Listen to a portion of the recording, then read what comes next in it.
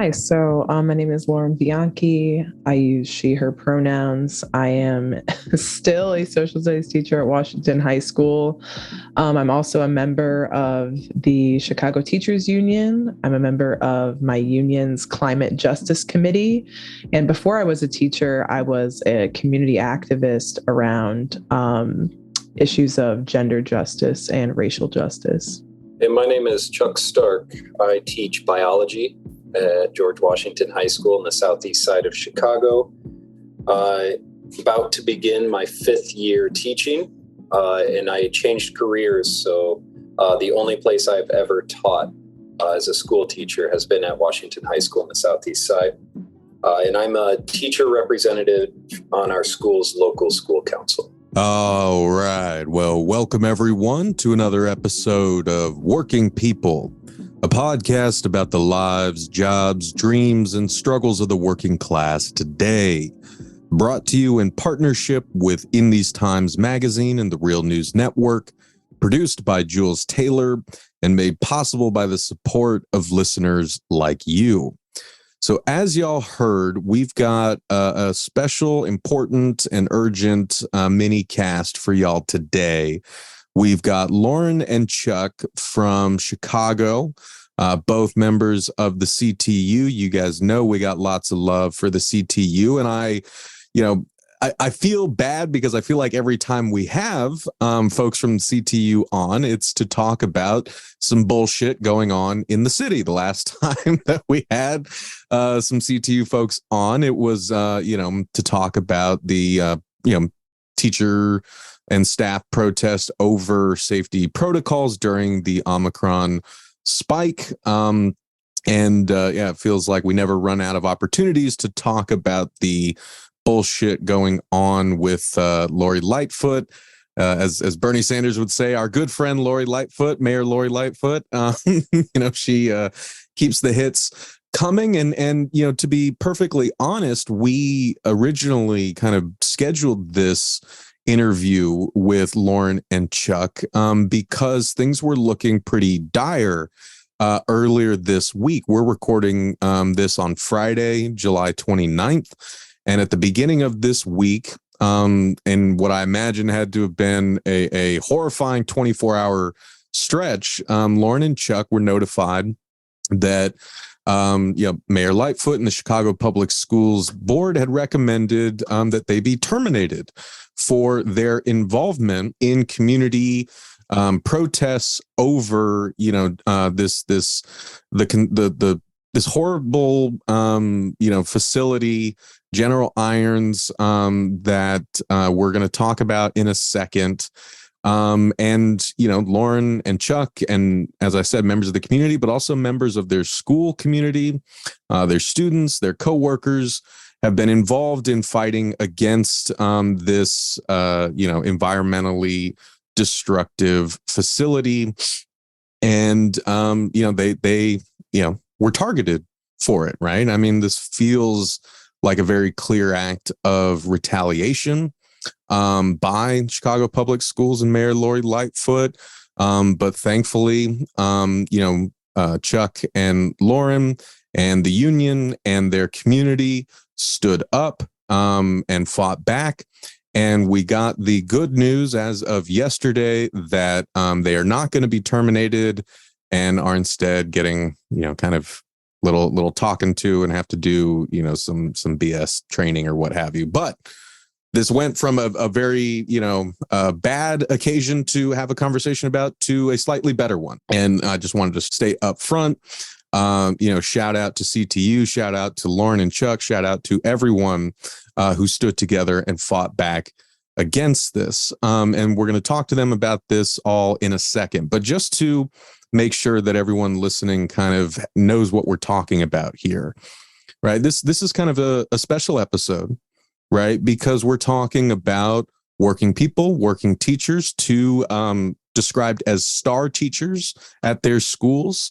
Chuck and Lauren, kind of really putting into practice that philosophy that has made CTU, such a model of kind of community focused engagement and pedagogy where, they fight for the needs of their communities, right? The famous adage of CTU are students' living conditions are our teaching conditions. And this very much applies, because when you and your students are living in a part of the city that has potentially a life expectancy that is 30 years less than neighborhoods on the north side because of the kind of historic racism and environmental pollution, you've got a real big problem. How are you supposed to teach in those circumstances? And that's really what we're talking about. And I'm going to read for you guys. We're going to link to this in the show notes, but I'm going to read a couple passages from a 2021 article in the Washington Post called "To Stop a Scrapyard, Some Protesters in a Latino Community Risked Everything." And this is written by Daryl Fears and Robin Amir in the Washington Post on October 22nd, 2021. So here's what they say wrote then. Quote, 20 days into her hunger strike, Yesenia Chavez took a long look in the mirror. Her skin was pale, her brown eyes seemed blank, her weight had dropped by 17 pounds, and she thought she could see her bones. I looked pretty sick, she said. Chavez and other activists were trying to stop a large metal scrapyard with a poor environmental record from starting up in their Mexican-American community on Chicago's southeast side. They feared noxious gases and toxic fiberglass fluff from the car-crushing facility would increase Hegwich's already significant air pollution. What made the situation especially audacious in their view was that the business had relocated from a wealthy white community on the north side, where residents pushed for years to get rid of it. The scrapyard's departure from Lincoln Park is paving the way for a $6 billion development of new shops, restaurants, office buildings, luxury condominiums, playgrounds, and scenic views of the Chicago River. Though Reserve Management Group, the group behind the facility, is ready to switch on its new $80 million Southside recycling facility built within close proximity to high school, elementary school, and a sprawling playground, residents' opposition has helped to delay its final permits. And again, this was written in October 2021, so just a heads up that things did develop from the time that this was written. But the authors continue. Mayor Lori Lightfoot, who must decide whether to approve or refuse those permits, is caught in a maelstrom of politics, lawsuits, and federal investigations. The Department of Housing and Urban Development launched a civil rights probe last fall into the city's preliminary approval of construction permits for the scrapyard. And this spring, the Environmental Protection Agency asked local officials to do a comprehensive study of its aggregate potential health effects. Both are still pending. And this is all taking place in an area known as the Calumet Industrial Corridor, which includes at least 80 heavy manufacturing sites, chemical factories, plastic manufacturers, paint companies, landfills, recycling and waste management plants, and railways. End quote. So that's kind of where things, pick up here with Lauren and Chuck. So just with that sort of context here, I want to turn it over to them and start by, first getting to know a little more about you all.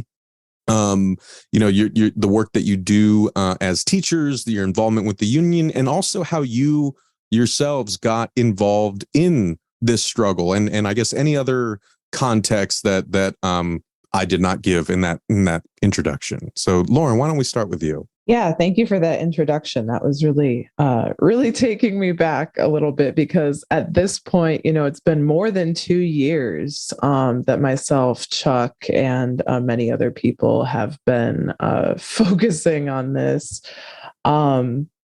So yeah, I'll just say a little bit about how teachers at my school first got involved. So about 2.5 years ago, during the beginning of the COVID pandemic, myself, my coworkers, we had just kind of shifted to teaching remotely.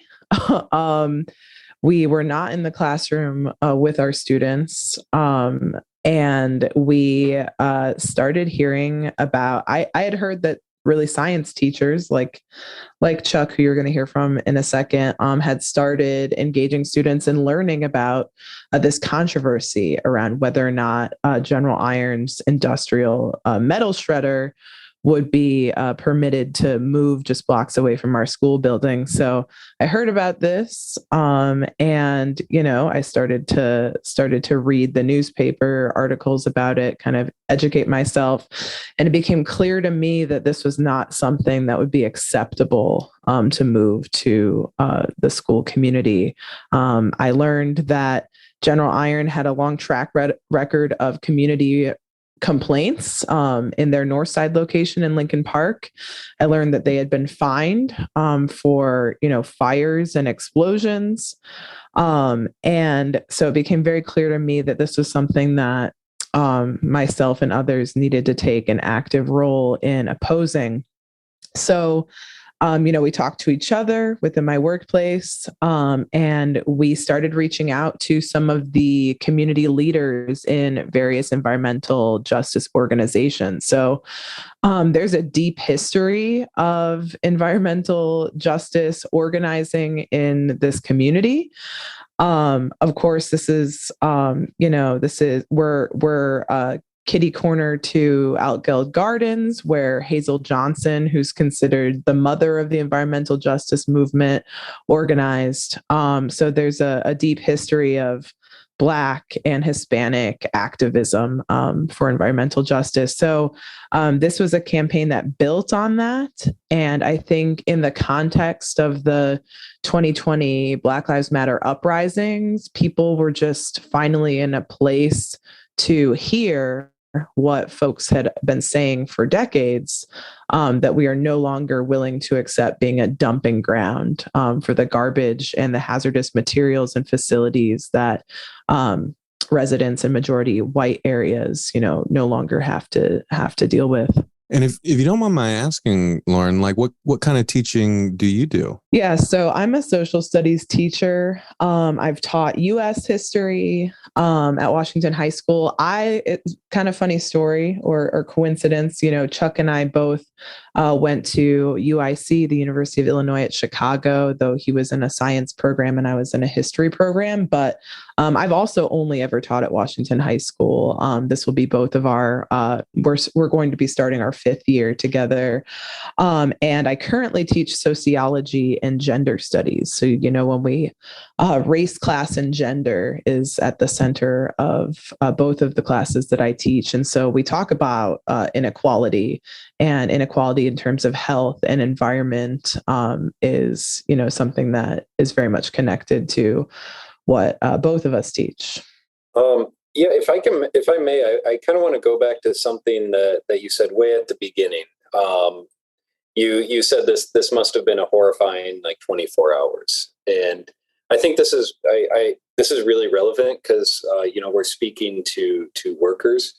The last 24 hours has not been the worst of it. The very worst moment was it was either in January or February. I received an email at 5 p.m. on a Friday. I was at home decompressing from the week, and I got an email that said I was under investigation for misconduct. This could result in termination, and that's it. There was no context. I had no idea what this was about. I felt horribly alone, and that was the most horrifying moment. And the past 24 hours that has resulted in influencing a community coming together that includes a union and community organizations like the Southeast Environmental Task Force and the Stop General Iron campaign came together. I felt so supported, and it was not horrifying. I knew in the past few days, I felt like whatever comes of this, we will be fine because we have so much support here. And that's so important because kind of going back to your question, what got us into this? If I never would have been involved if I was on my own with this. I kind of have always felt like I fit into a position of supporting work that needs to be done. There are some amazing, beautiful leaders. Lauren, one of them, who really leads a lot of stuff. And I feel like I always have to say, how can I support this? This is important work, and we're in it together. So like us being here, being able to talk to you and say, not say that we've lost our job, what is our next step, but say that we are starting work in actually a couple of weeks, is because that we have that support. And that support did something that was incredibly monumental, that still people are like, this is impossible. The Board of Education has never unanimously gone against something that we believe the mayor to have instigated. So I just want to say, past 24 hours has been incredibly supportive. I feel like I'm in a great place, and that's because of all of these people coming together. For my part, what got me involved is, as Lauren pointed out, we come out of a certain tradition, UIC, University of Illinois Chicago College of Ed. Really, they were inspired by a researcher, Gloria Ladson-Billings, who coined the frame culturally relevant pedagogy. And it's been built, and a lot of people use it in the wrong way, including CPS. But we were trained and taught in that lineage of the work we should be doing should be responsive to the needs of the communities we serve.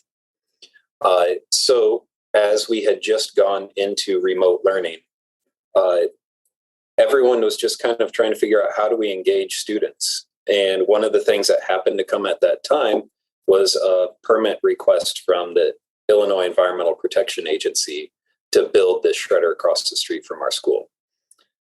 So I looked into that, and I found out about particulate matter, different sizes of particulate matter, and what that does to the human body, and really connected that to our students and said, this is what is in the air around us, and this is what it can do to us.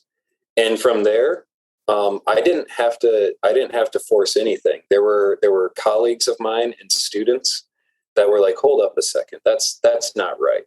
And the movement really kind of, it was already moving, but once these students and youth activists got involved, on their own accord, by the way, the movement took even a next step. And there I was, continuing to support it, continuing to teach something that was important to the community. Which is, really incredible, right? And it's also very telling, right? Because I guess this is not a new phenomenon, right? I mean, this is one of the reasons why schools always become such a, lightning rod of, political and cultural anger, resentments, and battles, and so on and so forth. But also why teachers in particular end up, kind of being in the firing line on so many different occasions, right? It's like we must protect the schools, we must protect our children, and there's a sort of infantilizing presumption that students couldn't possibly get interested, let alone invested in something like this on their own. It has to be some, like conniving Marxist cabal, who's like directing them. I remember this when I was teaching at the University of Michigan, and like right wingers were just like, oh, these Marxists are indoctrinating. I was like, have you met my students? How much respect for me do you think they have? Right? Do you think they're gonna listen to me? I'm the uncool old bald guy standing in front of class. Like I'm not directing anybody. I just want to say something, and I don't know if it was Lauren that pointed this out, so please, I'm sorry if I'm stealing this from you, Lauren, but or some other fellow teacher said, anyone who has ever worked with teenagers will understand, if you ask them to go out on a cold, rainy day and stand out there in that rain for a few hours on a Friday night, like, no one takes you up on that. There's no amount of extra credit or anything that can convince them to go out unless they want to be there. Right. Anybody that's worked with teenagers. Anyone who has a teenager in their life knows that they do not really care what adults have to say. They're way more interested in, I mean, this is the developmental phase of adolescence, right? You care way more about what your peers think and say and are doing. And if anything, at our school, adults are often following the students. We care about our students. We spend we spend hours, the majority of our day, most of the time, around our students. And so when they get fired up about something or they get really invested in something, adults are convinced, that they want to support and uplift our students' needs. So yeah, I mean, it really, CTU put out what I thought was a really strong statement supporting us and calling Lightfoot out from really borrowing from the Republican Party and the far right's playbook, right? Like, there is an active hysteria around, supposedly left-wing teachers brainwashing students and, teaching critical race theory. And, it's really great that board president Miguel Del Valle came out in this case and defended teachers, saying, no, in this school district, we want teachers to be teaching culturally responsive, culturally relevant curriculum, because we know in many states it's currently illegal to teach about institutional racism now. So I'm so glad that this sets a precedent. This sets a positive precedent, because us being fired in this climate would have been just open season to go after teachers. Right. And I mean, in many parts of the country, it feels like it already is open season, right? Like you said, like, people in positions of power, be they in the media or in politics, are really directing constituents' ire towards teachers, banning books. I mean, there's the kind of anti-LGBTQ hysteria. There's the critical race theory hysteria. As we talked about last time we talked to CTU folks, it was over them standing up for better COVID safety policies, and y'all became, the target of a whole lot of venom from certain parts of the population. So I think you're absolutely right that it's really, really important, right, that all of us be involved in standing together and fighting against this. My brother, Tavita Uhatafe of the Transport Workers Union down in Texas, had a really great point at the Labor Notes conference in Chicago, where he said, look, union members, you need to show up to school board meetings and say you support your teachers, your kids' teachers, even if you don't know what they're talking about. Like, it's like the NRA, right? Like, the loudest people come to these board meetings and shout the loudest. If we have community members, fellow workers in those meetings also having a presence, that's really important. But it's also like, it's a real testament, again, I think, to how amazing y'all are as educators, because I can just see what you were saying, like how horrifying / perfect of an example this is to teach what you want to get across to your students, right? Because there is such a structural racist component here. Like, I used to live for a brief time in Lincoln Park. I know where this development is being built. I was working at Reza's restaurant on right off the park. I think that location got shut down because the manager was a shithead. Pardon my French, but I like it. Yeah, it's a more affluent area. It's right on the park. It's right by the zoo. It's right next to the lake. So they're like moving that and plopping it down into, the southeast side, which already has, like tons of environmental polluting facilities there. And as I said, one study showed that Chicago, more than any other city, has the widest disparity in life expectancies between these neighborhoods, up to 30 years difference, depending on whether or not you live, if you're black, brown, poor, live on the south side, or if you live on the north side. That is incredible. So I just wanted to ask you both, as teachers, how you and your students and your communities, got involved in this, what you learned, and I guess like what that kind of coming together, led to, both on the organizing front and on the kind of learning front. Yeah, I mean, I think that, um, yeah, I mean, within my classroom, like I said, teaching sociology, it is a textbook, it is a textbook example of inequality and disparity.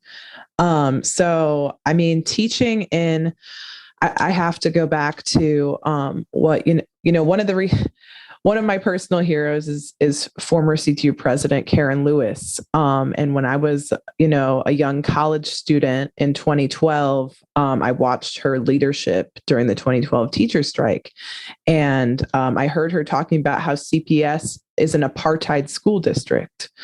And so, our school is almost 90% Hispanic, 5% Black. And this is a hyper segregated school district, just like Chicago is a hyper segregated city. Many of our, the southeast side is a transportation desert. There's like one bus that goes through this neighborhood. Many of our students have, rarely, if ever, rarely leave the neighborhood. And so they don't necessarily see segregation. They don't necessarily see the segregation. It's like the air that we're breathing, right? It just seems normal and natural. So engaging students in learning about the history of segregation, and how segregation of schools and housing um, allows for environmental racism. It allows us to isolate the most dangerous and unwanted facilities in poor communities of color. So I think it's very eye-opening for a lot of students. But then, of course, we have lots of students who, they've heard the stories about people in their family developing cancer, or the fact that so many of their peers in elementary school suffered from chronic asthma attacks. So, our students have these experiences that they're building on. But yeah, I mean, I think it's our role as teachers to, encourage our students to question their experiences, question what we accept to be just normal. Because we got a huge amount of support. People were very interested and very sympathetic towards the cause of denying the permit for General Iron's move. But a lot of people said, you're totally right. This is bogus. This is racist, but you're not going to win. This is a done deal, in Chicago. You know, these decisions are made and there's not much you can do about it. Look, they already built this facility, like it's over. I think there's no way we're going to win this. And at various points, I can be pretty cynical. I can be kind of a glass half empty, prepare for the worst type of person. We didn't really expect to win this. But the community wouldn't take no for an answer. People did not want to give up. People did not want to accept defeat on this. And we wound up, it ultimately wasn't Lightfoot or the city of Chicago that, just had a change of heart to do the right thing. Like, we had to get the federal government involved. It was Michael Regan, EPA chief, that stepped in and, put Lightfoot on notice that, we're watching you guys. You need to consider whether or not this permit is something that you want to issue.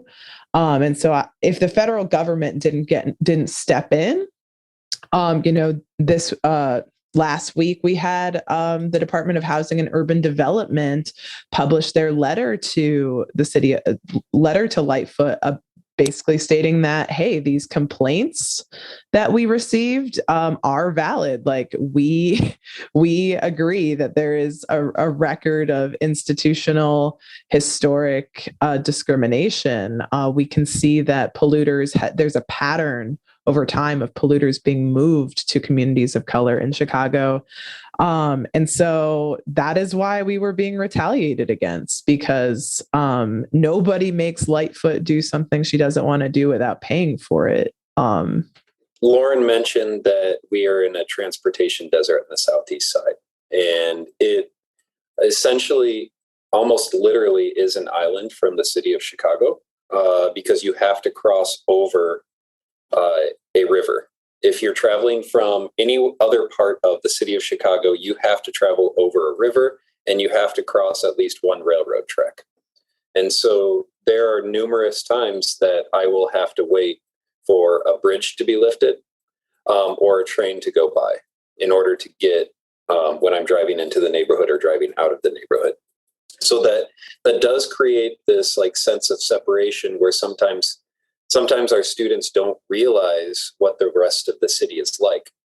But some examples of where they do see it are athletic teams.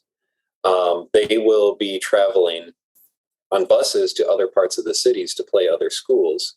And they start to see these things for themselves. They start to realize like, oh, why does this neighborhood look like this and ours look different than that?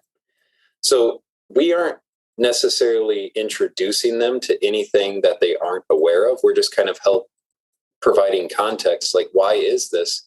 And also, like, there is something that can be done about this. You know, we have one of our athletic teams is very well known. Our soccer team, our boys soccer team, is excellent. For the past couple decades, they have just dominated the city. This past year, they got third in state. They still have to travel 3 miles to use a Chicago Park District facility for practice every single day. We do not have any athletic facilities as part of our school grounds. So, like, to back to your question of, you know, how did we start doing this work is again, you know, this is what we were hired to do. Our school has a social justice framework that tells us we should be engaging students in developing a critical consciousness around why is the world the way it is right now, and then what can you do to change that. And so we just happen to use a lot of the examples that are right there around our school, unfortunately, to teach this stuff.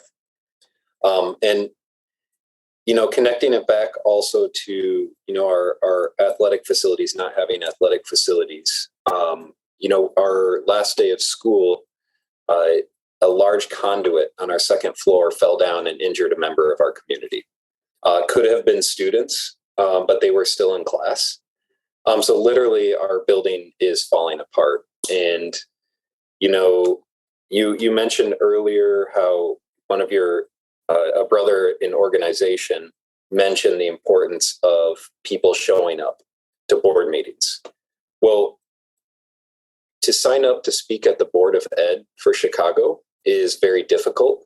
They open up 30 spots and they open it up on the Monday when the board meeting is on a Wednesday. And it had already been organized to have 3 members of the community sign up to speak at the board demanding new buildings for George Washington Elementary School and George Washington High School. They were already on the slot when Lauren and I found out on that Tuesday that CPS wanted to fire us.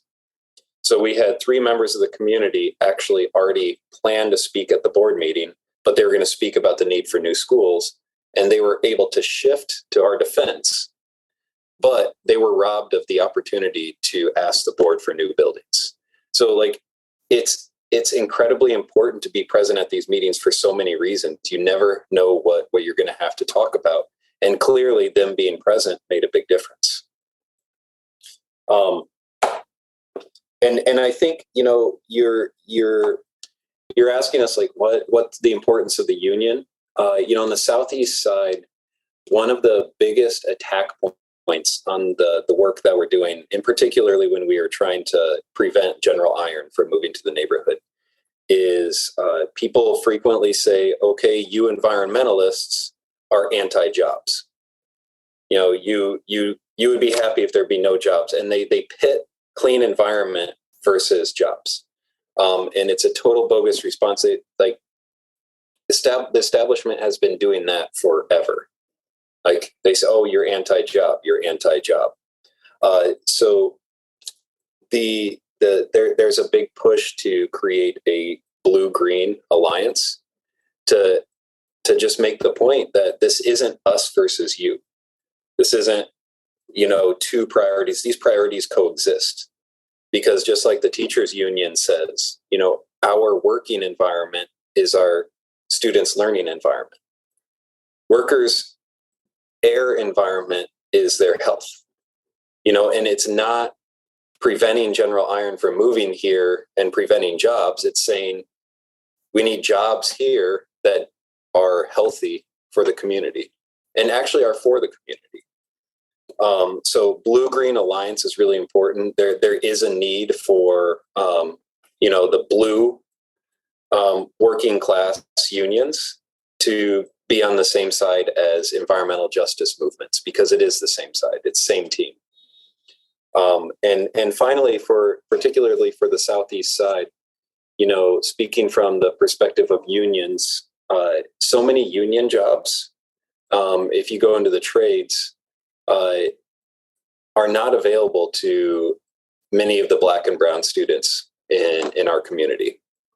And unions really do need to be reaching out more to these communities. Man, and just to kind of quickly follow up on one of those points, and I can't thank you guys enough for talking us through this, because I think it's, again, really, really important stuff, and such an incredible kind of struggle for you and your students and your communities to be involved in together.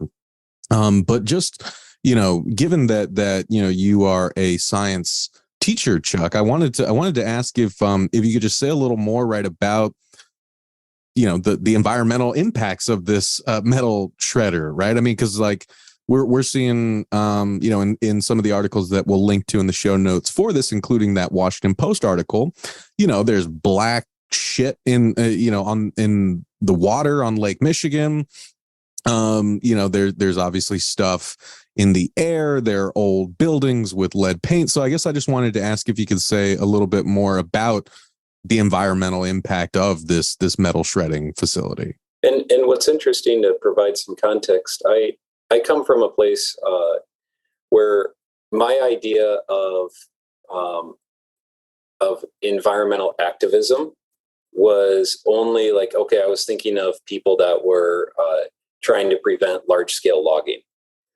That was the kind of environmentalism I always had in my mind, is protecting large green spaces, natural spaces. And with my time here in Chicago, and in particular the southeast side of Chicago, my understanding of what we mean by environment has become much more broad. The environment is the space we live, work, operate in. And so when you look at General Iron, and this is where I started from the very beginning when I first started teaching about this, is I went through their permit and I saw what our own environmental protection agency was going to allow them to do. And legally in their permit, they were going to be allowed to release, I believe it was around 14 tons of particulate matter per year. It's 14 tons. And this is particulate matter that is all PM10. PM stands for particulate matter. And the number stands for the size. And we're talking about micrometers. And a common reference point is people will compare a hair. So you take a regular piece of hair, and the width of that is typically around 70 micrometers in diameter. So think of the width of your hair, that's 70 micrometers, and take that down to 10 micrometers. And that is considered a coarse particulate matter. Those kinds of particles will get inside of our lungs and inside of our nose and agitate our upper respiratory tract. And then there are PM 2.5 micrometers in diameter can get further down into our lungs. And then there are even ultrafine particulate matter that can get into our bronchioles and can actually cross the barrier into our bloodstream.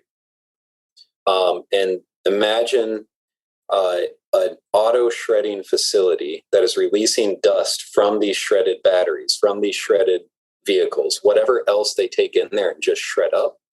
14 tons of that every year going up into the air and blowing over. Most of it's going to be blown towards the school. And we are breathing that. Our students are breathing that. Some of that can actually get into our bloodstream and get delivered to our brain. So this is the environmental impact. This is the health impact that we were working to prevent. And it's just, again, when you again, I know that, the sort of knee jerk, more conservative leaning response to that is like, oh, well, teachers aren't activists. Teachers should just be teachers and just focus on this. But it's like, if your school and your students and yourself are getting, 14 tons of, hazardous metal dust dumped on you every year, how can you not say something about that? It's just kind of bonkers. And again, it's really amazing that you both, and as I said, your students, your coworkers, your community, have been fighting this fight. And, I hope that anyone listening to this feels a little more emboldened to get involved in fighting where you are, fighting the good fight, banding together with your community members, building those sorts of alliances that Chuck was talking about, like getting ourselves out of those boxes that they try to put us in and pit us against one another, right? In the end of the day, we're all living here, right? We're all trying to do the best that we can for ourselves and our family. And I don't know, I don't want to be too presumptuous, but I would have to think that no one here or no one listening to this particularly wants a bunch of that hazardous metal dust settling over them or their children. So I have to assume that that's like something that we could all get behind. And again, I think, we originally scheduled this interview as kind of a crisis emergency recording when it looked like Chuck and Lauren were actually going to lose their jobs. But, this turned into a more positive story. But as, Chuck and Lauren have mentioned, there are also other important fights that, got less airtime, because they had to deal with this crap, right? These schools, are in disrepair. They need more facilities. We're going to talk about this as the show progresses towards the fall, but there's some big problems with staffing at schools that like we're careening towards right now. I think Baltimore County Schools here just announced that they are 800 teachers short, of what they need going into the fall. So, there's a lot here to deal with, but the point being is that it's important for us to lift up the victories as much as anything else. And I think that this is a victory for, Chuck and Lauren, a victory for the school, a victory for the union, a victory for the community by the community. And that is worth lifting up and celebrating and carrying on over into the next fight. And so I know I got to let you guys go, and I can't thank you enough for giving me this much of your time at the end of a very stressful week.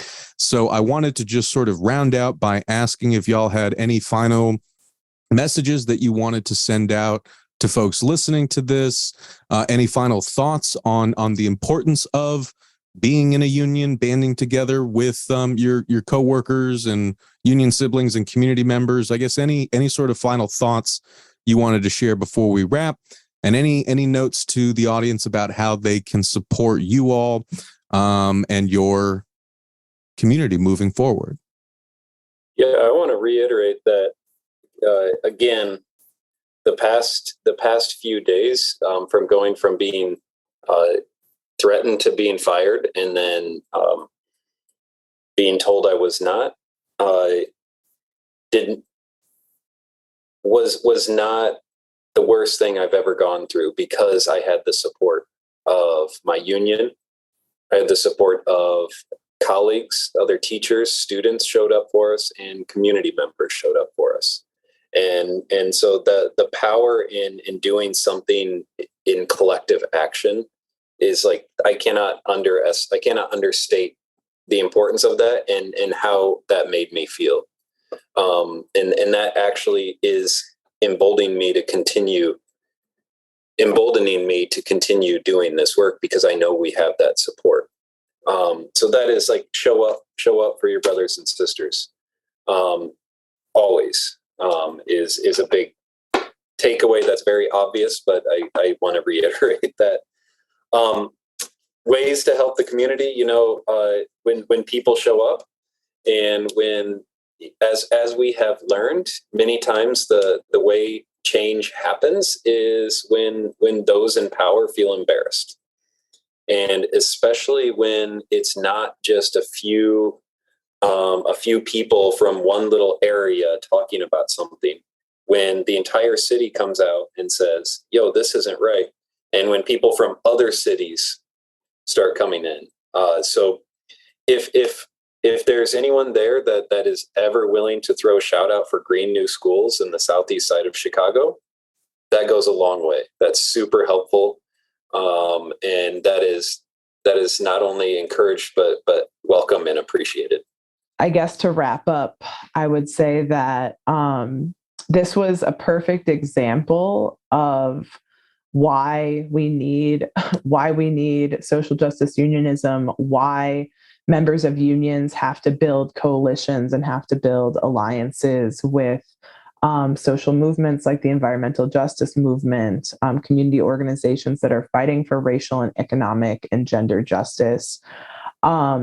People can support CTU members out in the Southeast Side by uplifting the community demands for 2 new school buildings for both Washington High School and our neighbors next door, Washington Elementary School. Our buildings are completely out of date, lack air conditioning in a heat island, and are overcrowded and just unacceptable. We are by no means the only schools that are crumbling and in need of major renovation or just entirely new buildings. But part of our demands for, addressing environmental racism, the relocation of polluters is environmental racism, but allowing our students to learn in buildings full of lead and asbestos with outdated ventilation systems, that's also environmental racism. So please plug in and help us put pressure on the city, on Chicago Public Schools to fund the schools that children in the Southeast Side deserve. So thank you so much for taking the time to talk to us.